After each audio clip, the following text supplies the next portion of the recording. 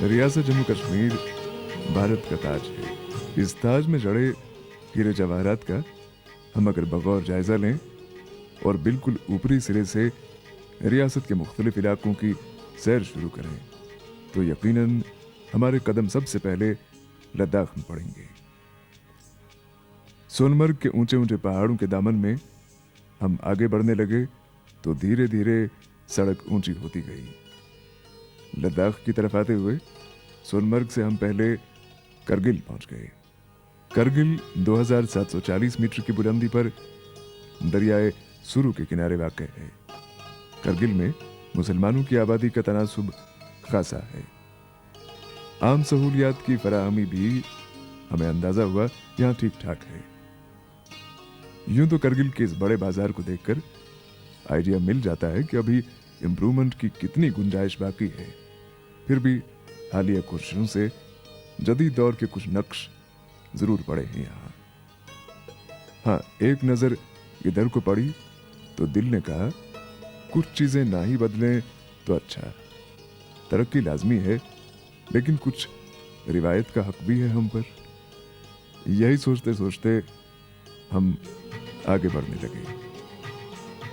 मशहूर तारीखदां फिदा मोहम्मद हसनैन ने लद्दाख को मून लैंड का नाम दिया। क्यों? ये उसी दम मालूम हुआ जब लद्दाख की जमीन पर हमारे कदम पड़े।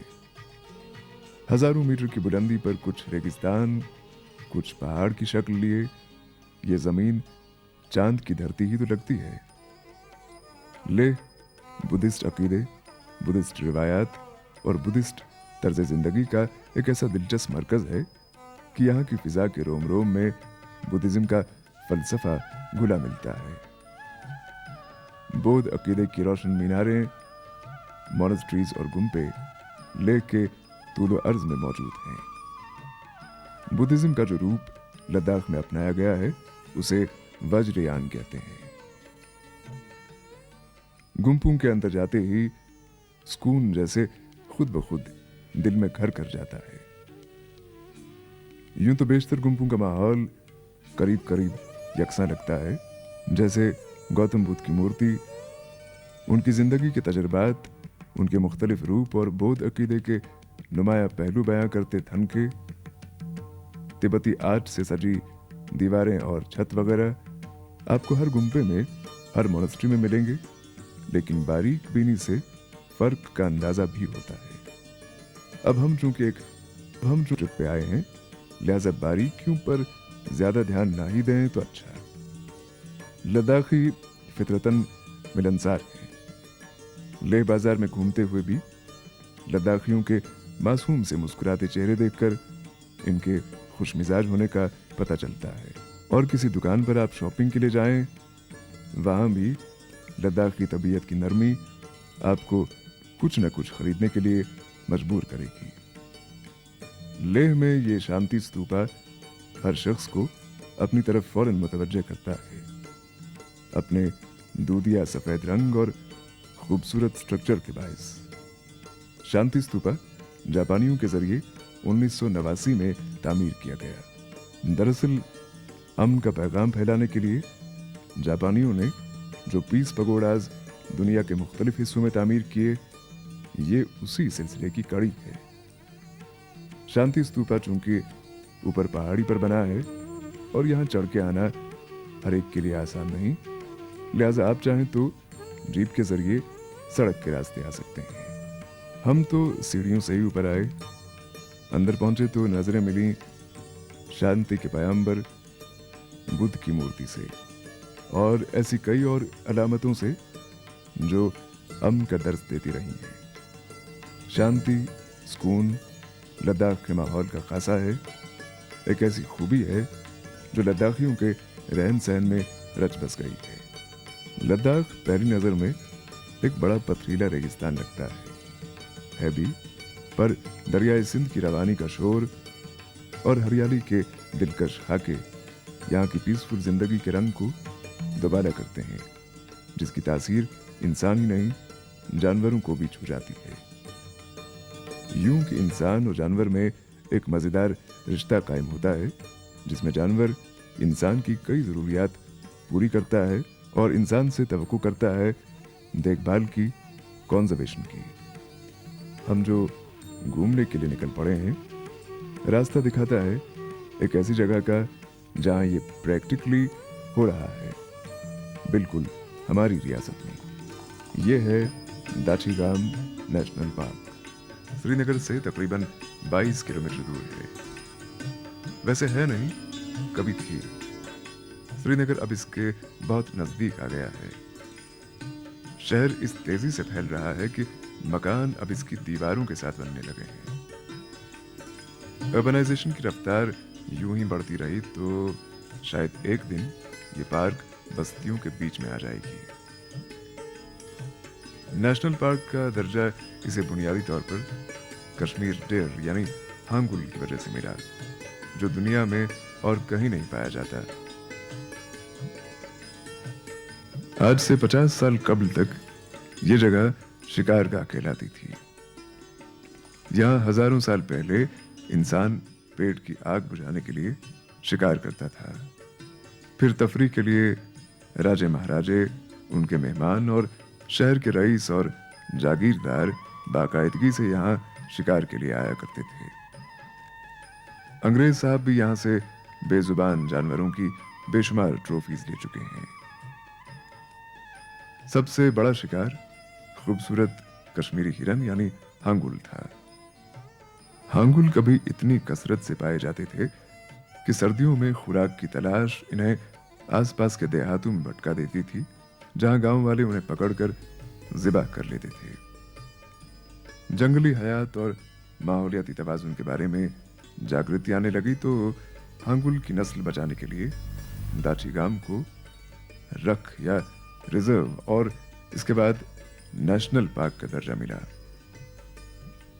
इन इकदामात के कुछ अच्छे नतीजे निकले हैं और हालिया बरसों में हांगुल की तादाद में खासा इजाफा हुआ है।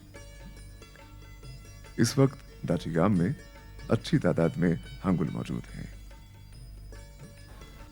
दाचीगाम के दामन में हारवन के करीब यह गालिबन कश्मीर की पहली मसनूई झील है और शायद पानी जखीरा करने की कश्मीर में यह पहली कोशिश थी।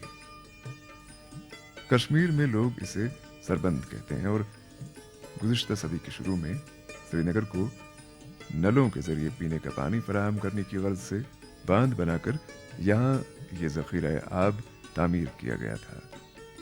किसी पंप या बिजली के सहारे के बगैर यहाँ से ग्रेविटी के सहारे पानी श्रीनगर के मुख्तलिफ हिस्सों तक पहुँच जाया करता था।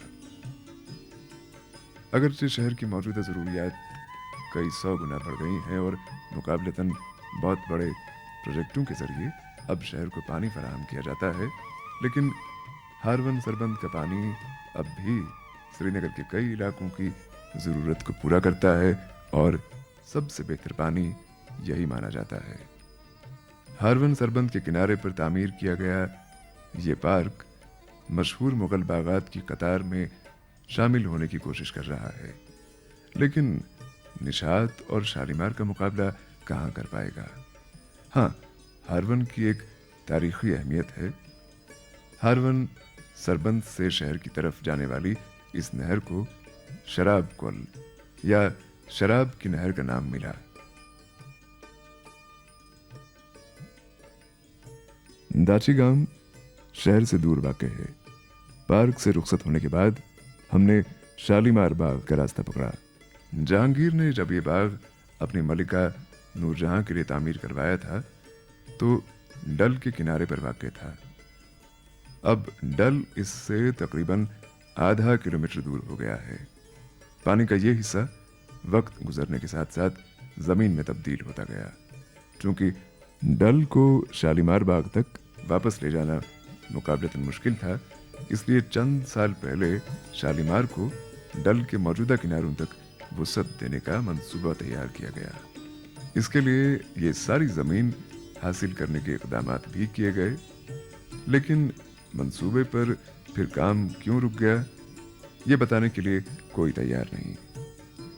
शालीमार की खूबसूरती का सही अंदाज़ा कैमरे की आंख से नहीं हो सकता। ये खूबसूरत बाग फ्रेम में बंद नहीं हो सकता। इसके लिए ज़मीन व आसमान और बैकड्रॉप में पहाड़ों का बैक वक्त और यकसुई के साथ इहाता करना लाजमी है। लाजमी।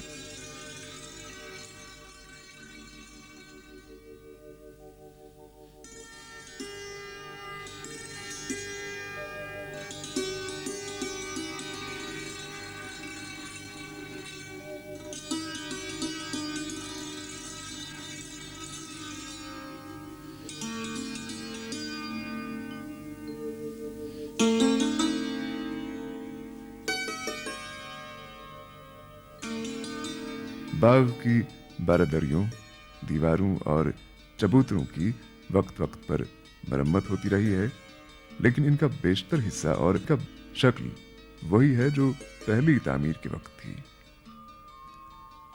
बाग के अंदर इन चिनारों में से कितने जहांगीर के वक्त के हैं, यह बात वसूख से कहना बड़ा मुश्किल है, लेकिन बेशतर सैकड़ों साल पुराने हैं।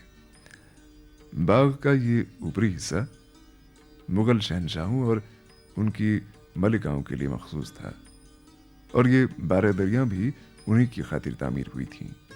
लेकिन बाग के दूसरे हिस्सों में बादशाह के दरबारी और बड़े ओहदेदार कयाम किया करते थे।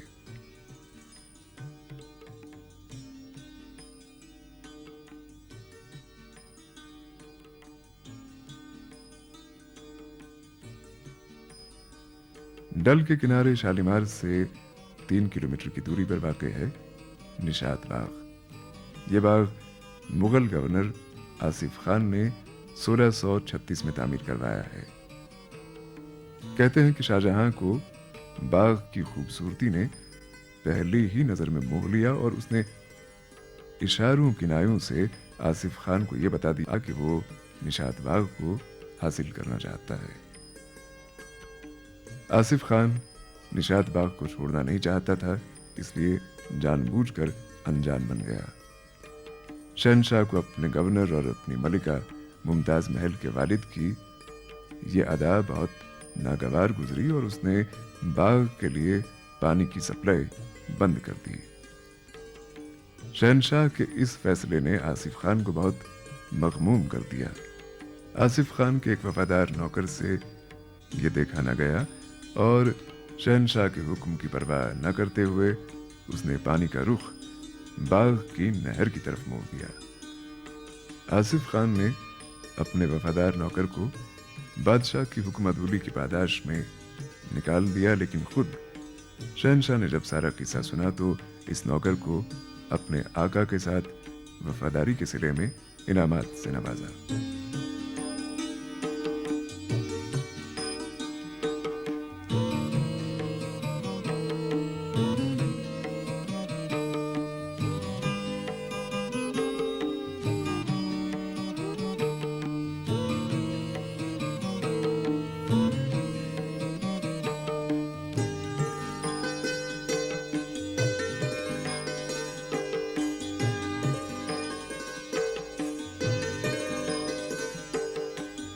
निशात बाग अक्सर लोगों को कश्मीर के तमाम मुगल बागात में सबसे ज्यादा खूबसूरत और दिलकश लगता है। डल के पानियों और जबरवन पहाड़ियों के बीच में ये टेरेस्ड बाग यकीनन एक सजी सांवरी दुल्हन जैसा लगता है।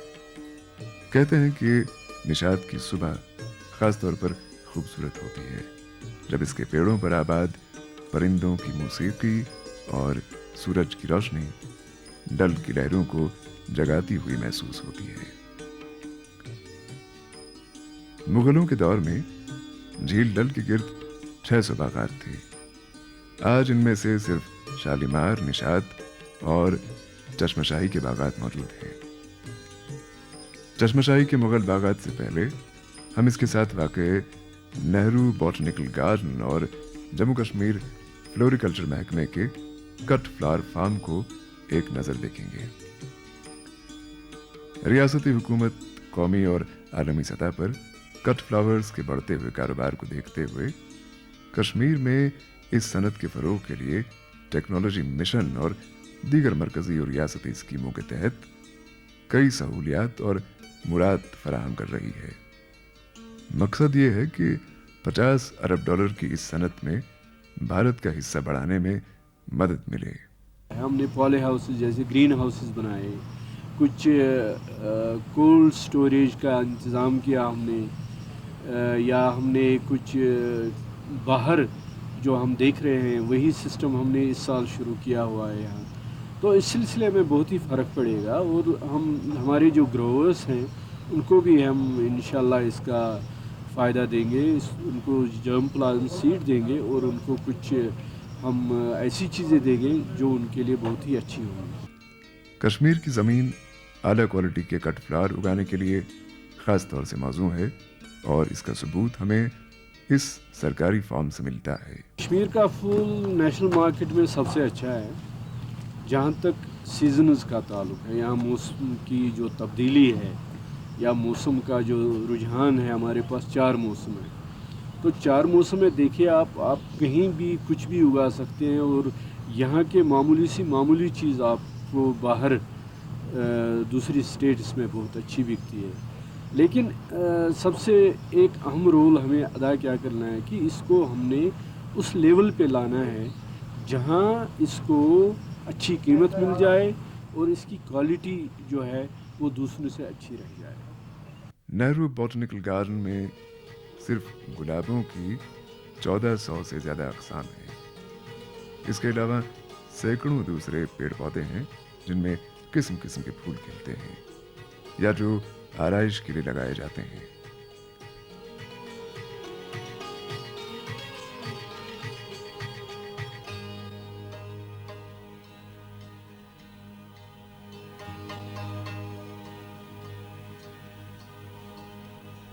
पंद्रह 20 बरस पहले ये बाग फिल्मसाजों में खासा मकबूल था और निशात, शालीमार और डल के अलावा यहाँ भी बाकायदगी से फिल्मों की शूटिंग हुआ करती थी।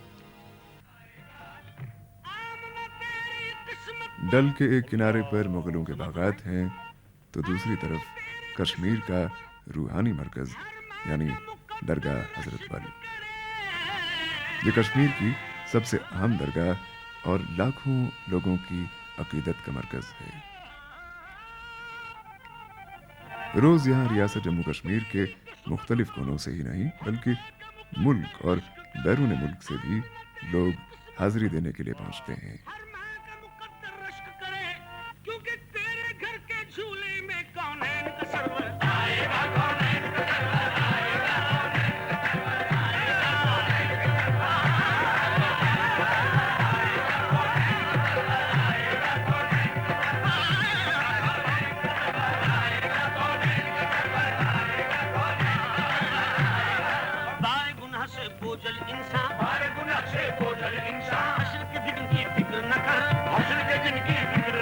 पैगंबर इस्लाम हज़रत मोहम्मद सल्लल्लाहु अलैहि वसल्लम से मंसूब ये दरगाह कश्मीर की समाजी ज़िंदगी का एक अहम हिस्सा है और 20वीं सदी के पहले निस्फ में लोगों को जगाने और बाकी मुल्क के अवाम के शाना बशाना आज़ादी की लड़ाई लड़ने के दौरान यही जगह कश्मीरी अवाम का मरकज़ थी।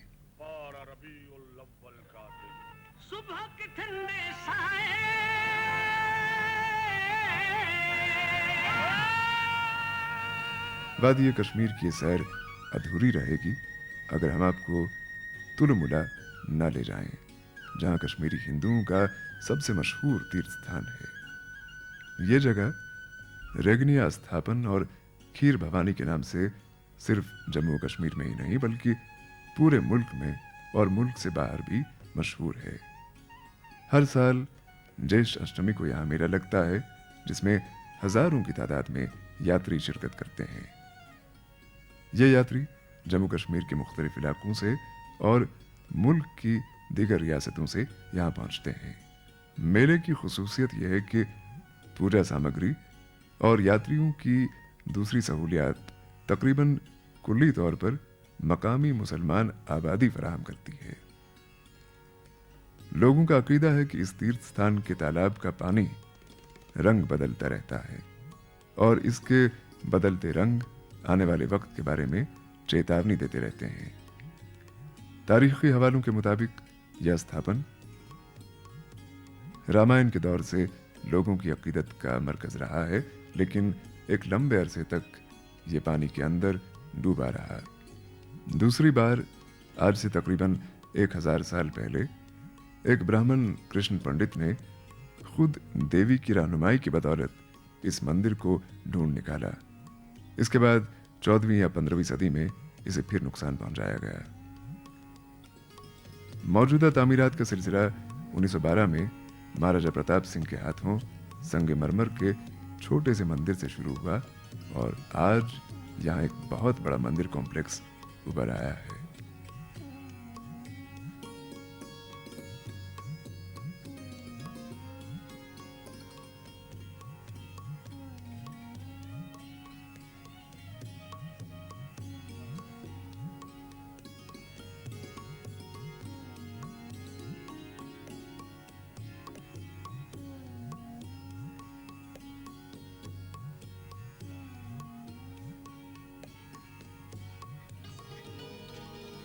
सर्दियों के मौसम में श्रीनगर जम्मू शहरा पर सफ़र करना खासा सब्र आज़मा होता है।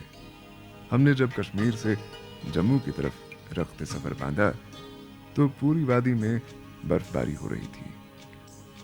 शाहरा पर गाड़ियों की आमदरफ्त गैर यकीनी थी। बड़ी मुश्किल से हमने जवाहर टनल पार कर ली तो सुरंग के दूसरी तरफ समा कुछ मुख्तलिफ न था। यहाँ भी 4 फुट से ज्यादा बर्फ जमा हो गई थी। शैतानी नाले के करीब कई सारी गाड़ियां बर्फ के नीचे दबी हुई थी। इस जगह को शैतानी नाले का नाम इसलिए मिला है कि यहाँ टॉर्नेडो की सूरत में आंधियां चलती हैं और पहाड़ों से बर्फ ला ला के इस दर्रे में जमा कर देती हैं। यहाँ आम हालात में भी अक्सर तेज हवाएं चलती रहती हैं। बर्फबारी के दिनों में सड़क बंद रहने की वजह से अगर कोई गाड़ी इस जगह रुकने पर मजबूर हो गई तो आनन फानन बर्फ के अंदर गायब हो जाती है और फिर जब बुलडोजर सड़क पर से बर्फ हटाने लगता है तो अक्सर ये दबी हुई गाड़ियां उसकी जद में आकर तबाह हो जाती हैं।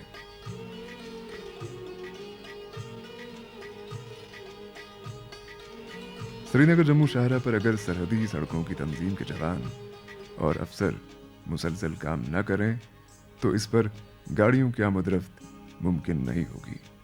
चट्टाने खिसकना और जमीन सरकना तो मामूल की बात है यहाँ, लेकिन एक तरफ से चट्टाने सड़क पर खिसक कर आ रही हैं तो दूसरी तरफ बुलडोजर इन्हें साफ करता रहता है।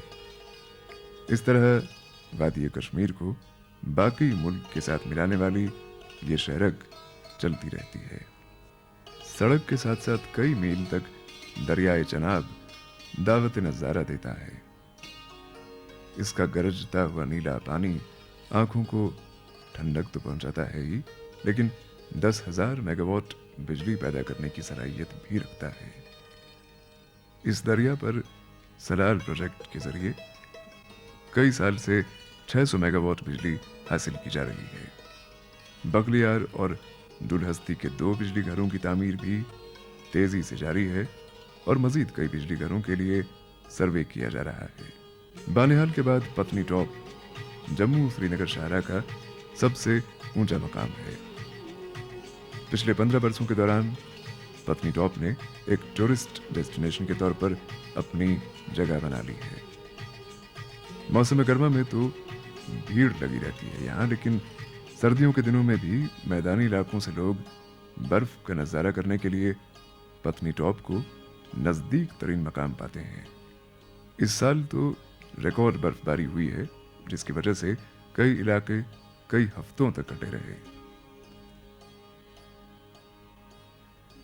जम्मू एक छोटे से देहाती मिजाज के शहर से तब्दील होकर तेजी से एक मेट्रोपॉलिटन कल्चर और सनती मिजाज हासिल कर चुका है।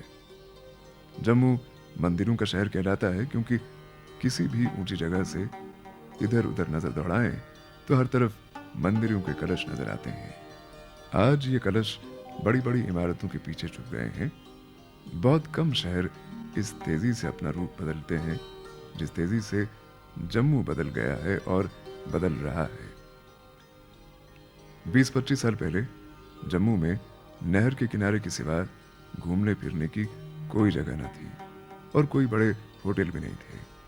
अगरचे घूमने फिरने की जगहों में सिर्फ बाग बहू का इजाफा हुआ है, लेकिन तफरीह के बहुत सारे सामान पैदा हुए हैं।